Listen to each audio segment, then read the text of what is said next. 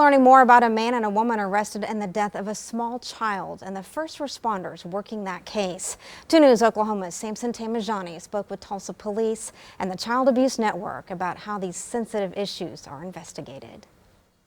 An investigation continues after TPD says DeShaun Torrez Smith and Rachael Alexander were found responsible for a 2-year-old girl pronounced dead at this Tulsa Quality Suites.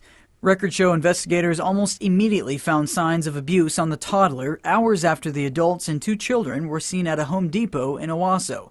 Police say Smith, Torrez, and Alexander brought them from the Little Rock area. It's very rare that we have somebody that's not a parent or close to the family that has harmed or killed, especially killed a child. Lieutenant Stephen Lamb tells us Alexander lied to investigators at the scene. The woman that's under arrest gave the wrong name, date of birth. She said they were related to the kids. Turns out they're not.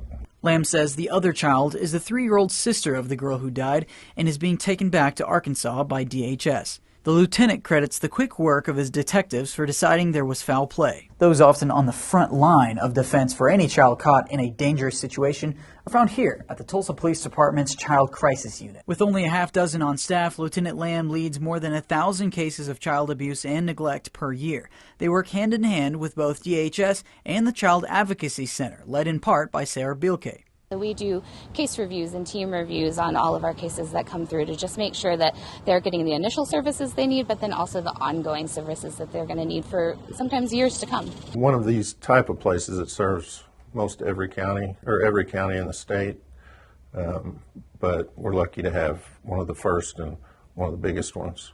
In Tulsa, Samson Tamijani, 2 News, Oklahoma. Now, official charges are expected next week against Torrez Smith and Alexander. Those authorities tell 2 News range from child abuse and neglect to homicide. Now, both remain in jail on a $100,000 bond each.